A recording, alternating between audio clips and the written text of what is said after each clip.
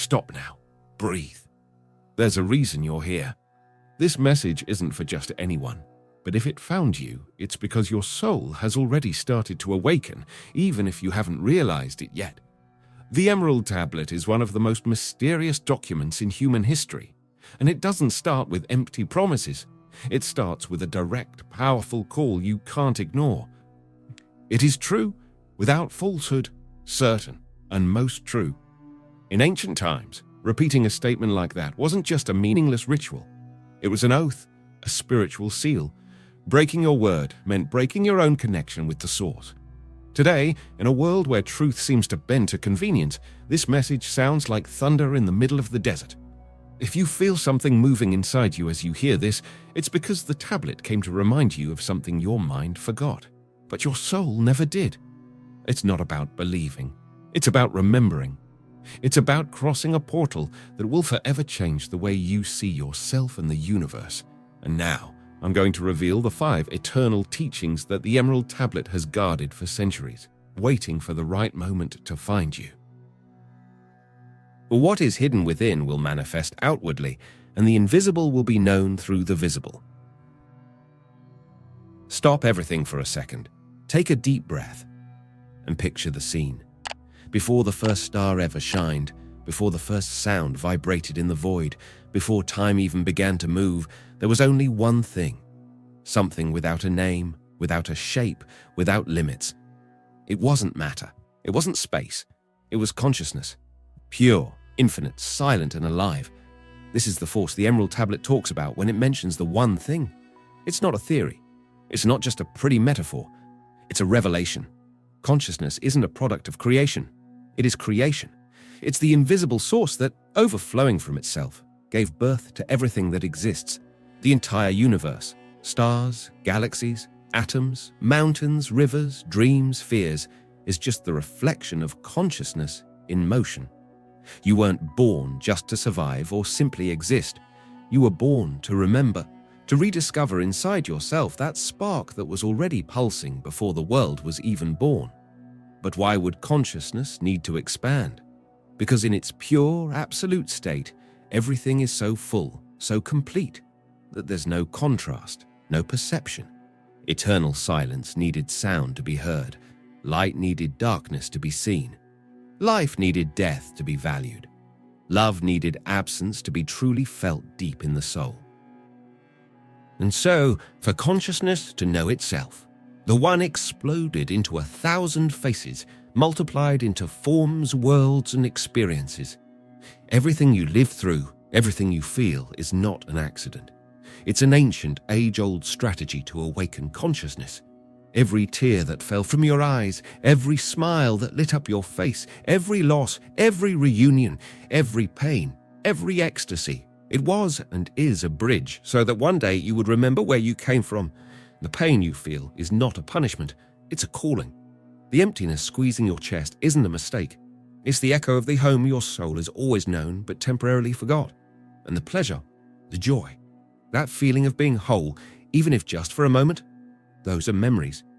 Memories of who you really are. Life itself expanding, the One experiencing itself through your existence.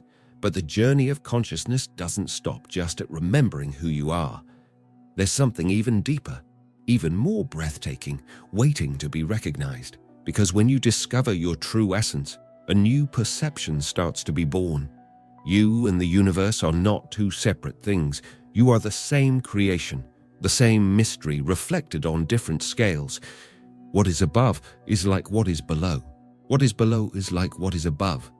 These words echo through the Emerald Tablet like an ancient whisper, an invitation to see beyond the surface of things, and that invitation is more real than you might think.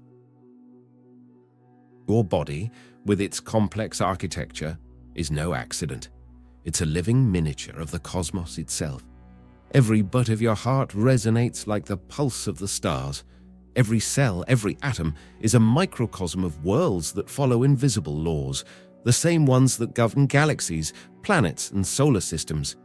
The ancient Egyptians knew this. When they looked at the human being, they didn't just see flesh and bones. They saw the vibrant image of the gods, the sacred manifestation of universal harmony. To them, humans were the living temple of creation. It wasn't just a metaphor, it was a sacred reality.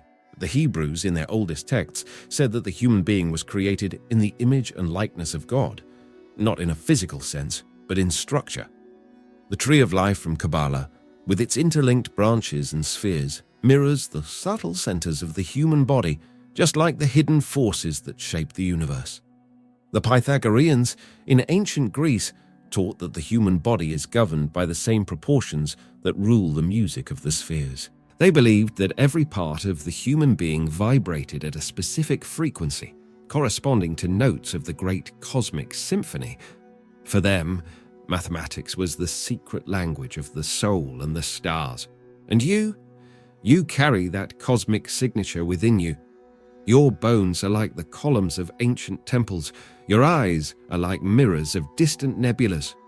Your breathing follows the secret rhythm of the universe's expansion and contraction. The birth of the spirit, the sacred union of sun, moon, earth, and wind.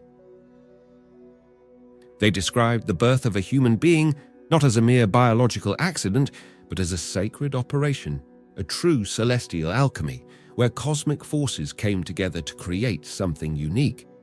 The sun, for these traditions, wasn't just the star that lights up our days. It was the living presence of the spirit. The sun represented the vital principle, the divine spark that descended from the heights to bring energy, direction, and light to what was about to be born. The spirit wasn't just a metaphor. It was the breath of purpose, the burning core of consciousness that came to inhabit matter. The moon, with its silvery, ever-changing glow, was seen as the guardian of mental substance. It didn't just reflect the sun's light, it shaped it, weaving the first veils of the soul. The moon offered the subtle wrapping, the plane where thoughts, emotions, and memories would be spun. It provided the necessary malleability so that consciousness could experience, learn, and evolve within form. The earth, on the other hand, wasn't just the ground beneath our feet. It was the great nurse, the silent nurturer that gave the new being the dense matter, the vital nourishment needed to exist on the physical plane. Flesh, bones, blood, everything that made interaction with the material world possible came from the womb of the earth. But earth alone wasn't enough to create the complexity that we are. Something was still missing, the final touch. And that came through the wind, the breath of life. The ancients called it pneuma, the invisible breath that crossed worlds carrying the essence of existence. The wind was the bearer of mystery, the one who crossed the abyss between spirit and matter, breathing into the newly formed being the ability to live, to feel, and to transcend. When the sun, moon, earth, and wind met, something extraordinary happened. A human being was born. Not just any human being, but a creature made of multiple dimensions, capable of dreaming of the stars while walking among stones and rivers, capable of suffering and loving, of getting lost and finding oneself again, of falling into forgetfulness and still carrying deep in the soul the memory of their true home. And it's from this magnificent birth, woven by the forces of the sun, the moon, the earth, and the wind, that the most silent and yet most monumental mission begins. The mission of embodied consciousness. When consciousness dives into matter, it doesn't dissolve, it doesn't get corrupted, it doesn't get lost in the forgetfulness of time. It simply puts on a new outfit, adapting like a traveler crossing deserts and frozen seas, wearing the right clothes for each land. Each body, each life, each experience is just a new landscape in the soul's long journey. But its center, what you truly are, stays intact, pure, beyond the reach of pain, illusions, and the temporary roles that life tries to impose on you. This is the great mystery that so many ignore, even when you forget who you are. Even when you get lost in masks, pressures, and the storms of the world, your essence remains alive, like a hidden flame under the ashes, untouched, tireless, silently waiting for the moment when you finally remember. And it's from this reunion that we start to understand the true teachings of the Emerald Tablet. Because now, more than ever, you are ready to walk through the doors that Thoth opened for those who have eyes to see and ears to hear. In the next steps, we will dive into the 5 teachings that hold the map to this deep remembering. and each one carries a key to your true freedom.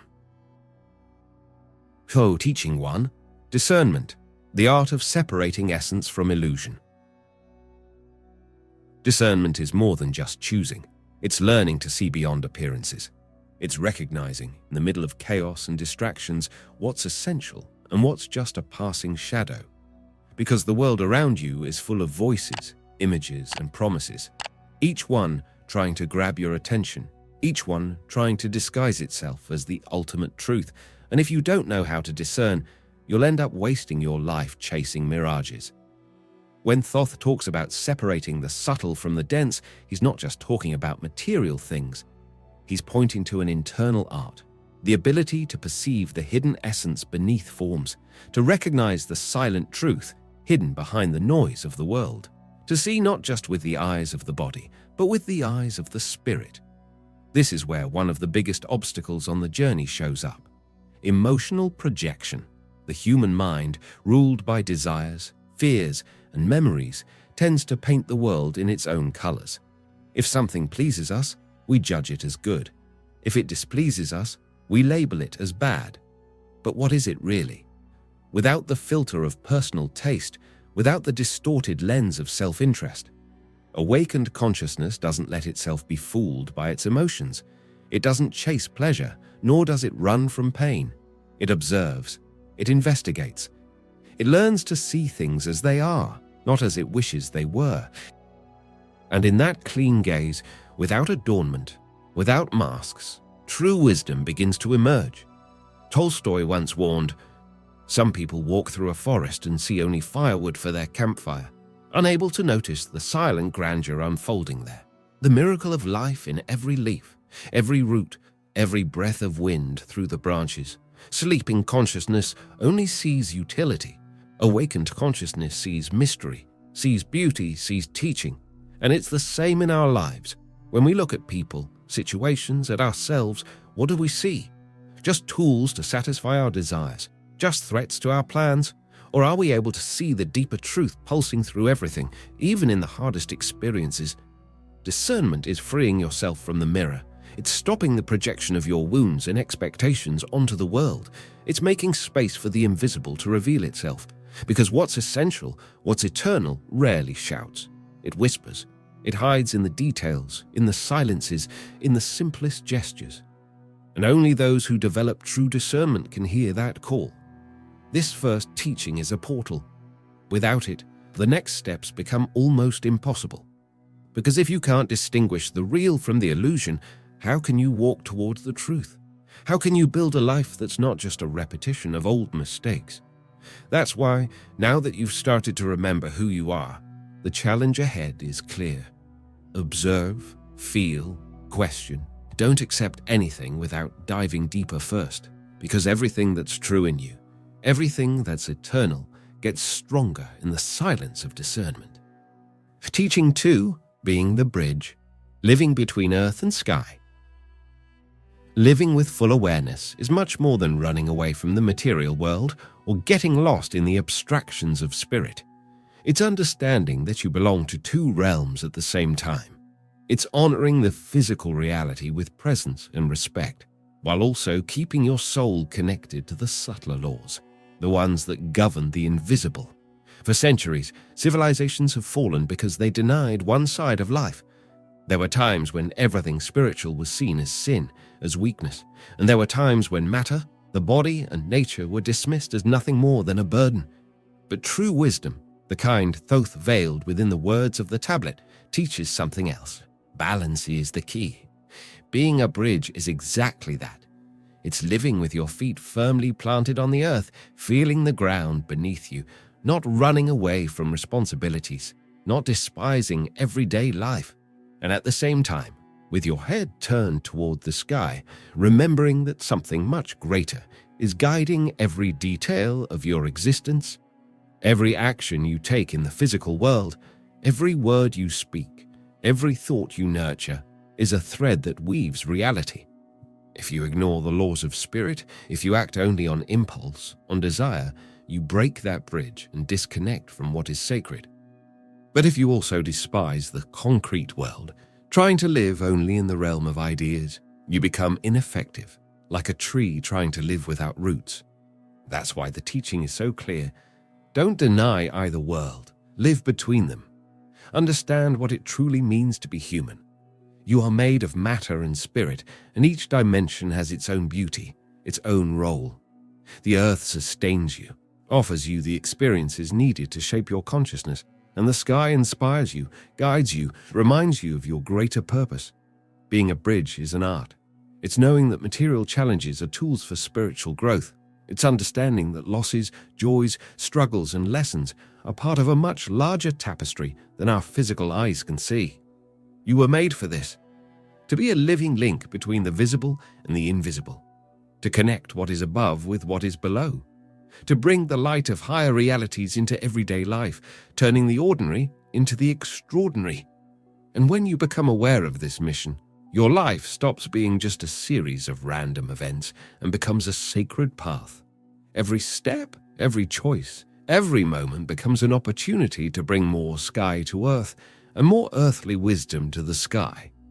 It's in this state of consciousness that the true inner alchemist begins to awaken, no longer running from life or getting lost in it, but using everything given as raw material for personal evolution.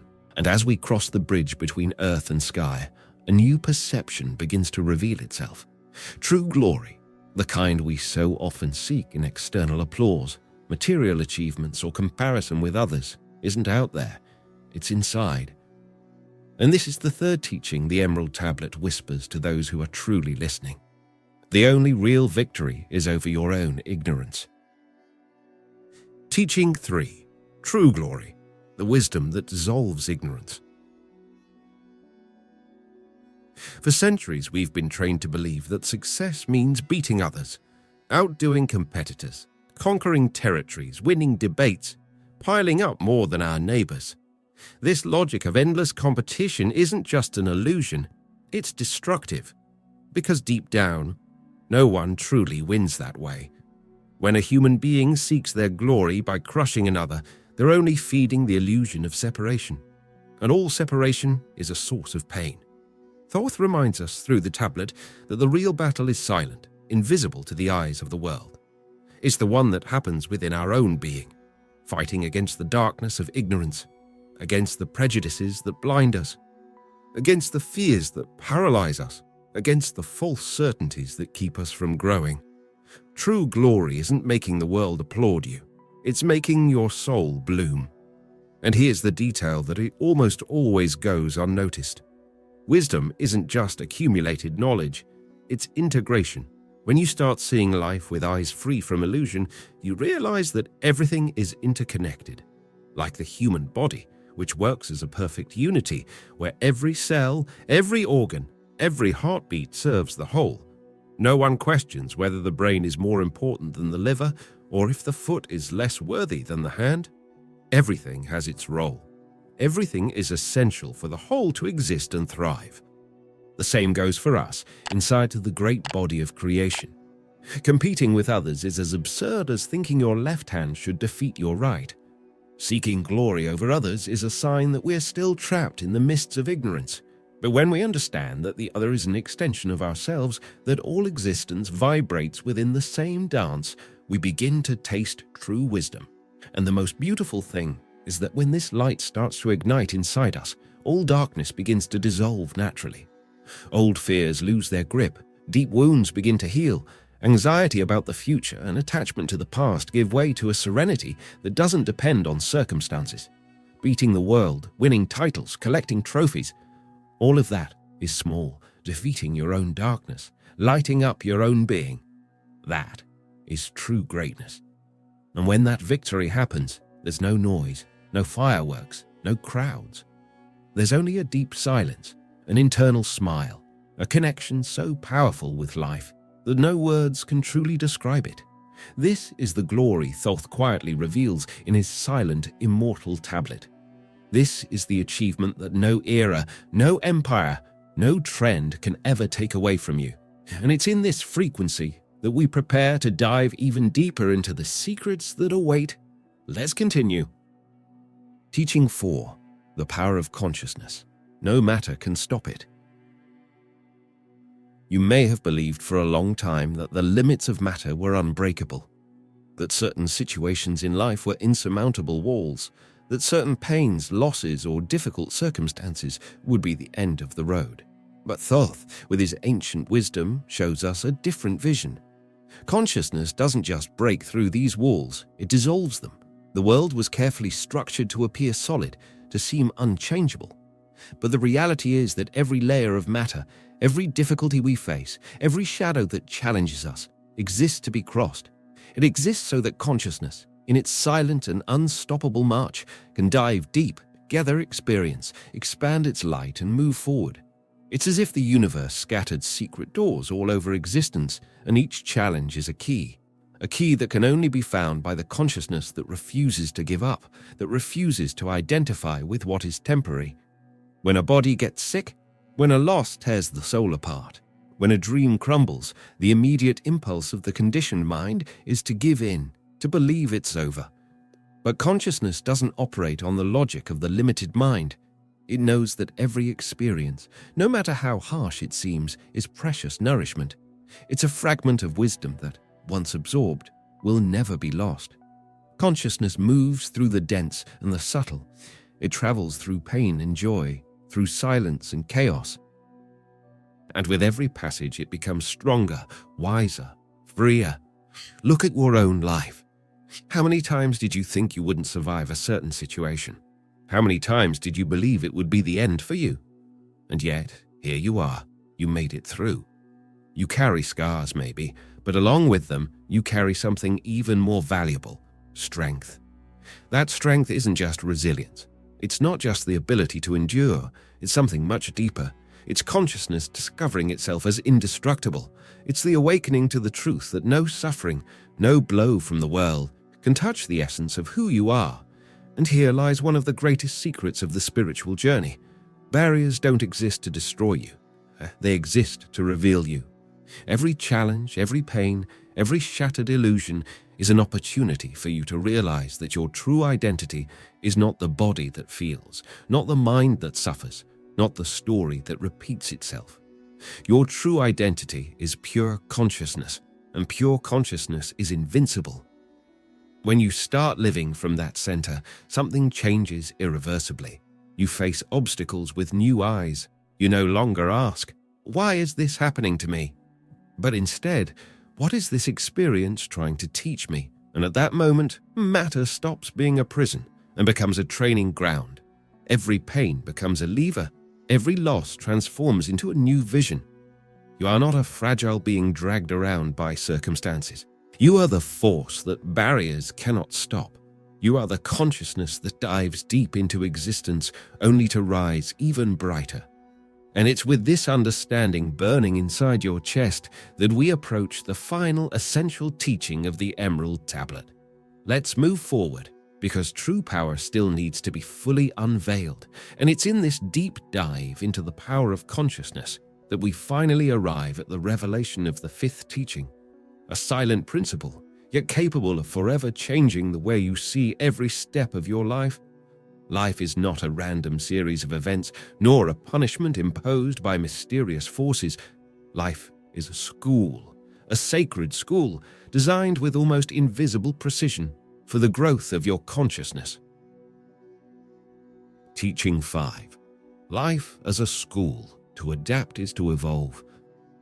Have you ever noticed how every moment in your life seems to be inviting you, almost insistently, to become stronger, wiser, more awake? Maybe you've gone through situations that seemed unfair, too heavy, even cruel. But looking closer, how many of those situations brought out abilities you didn't even know you had? How many old pains forced you to grow, to mature, to look at the world with sharper eyes and a deeper soul? Thoth reminds us that all forms are adaptations. Nothing exists by chance. The entire natural world, with its cycles, its transformations, its endless dance of birth, death, and renewal, reflects the same principle. Evolution is the true law of the universe. Every experience that crosses your path is like a lesson carefully placed into the curriculum of your soul. Some lessons are gentle, like a breeze caressing your face. Others are storms that tear away everything that isn't essential. But all of them, without exception, carry the same hidden purpose: to expand your inner light, to make you remember who you truly are.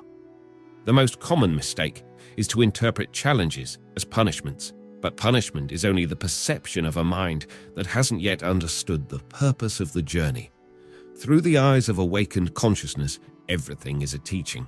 Loss teaches detachment, betrayal teaches discernment, failure teaches humility, pain teaches compassion, scarcity teaches gratitude. Every twist and turn along your path is a sacred lesson, shaped by the universe itself, with the precision of one who knows exactly what your soul needs to bloom. If you resist change, the pain intensifies. Not because life wants to hurt you, but because you're swimming against the current of your own evolution. When you understand that adapting is the supreme art of growth, something shifts deeply within you. You stop asking, "Why is this happening to me?" and start asking, "What is this situation trying to teach me?" Conscious adaptation isn't resignation.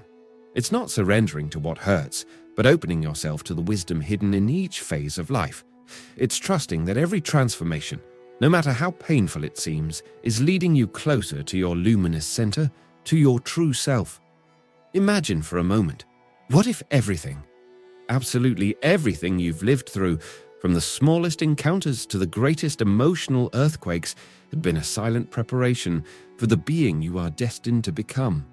Would you still see your story with sorrow? Or would you begin to see it as the epic saga of your own ascension? Life is movement. It's mutation. And resisting that is resisting the very cosmic intelligence that pulses in every atom of your being. That's why adapting isn't a weakness. Adapting is the signature of wisdom. It's the courage to grow, to transform, to allow yourself to be reborn as many times as necessary to fulfill the true purpose of your existence. And so, by crossing through discernment, the bridge between worlds, the achievement of wisdom, and the invincibility of consciousness, we arrive at the deepest understanding.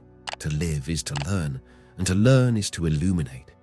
This is the silent message the Emerald Tablet whispers to those who dare to listen with an awakened heart. And now that this truth has touched you, it can no longer be ignored. Because once consciousness awakens, the journey back to the One has already begun, and every step from here on, even the smallest one, is a return home. And before you go, pay very close attention. If this message found you today, it wasn't meant to end here. A special video has been set aside to continue this journey, a portal even deeper where we'll dive together into the mystery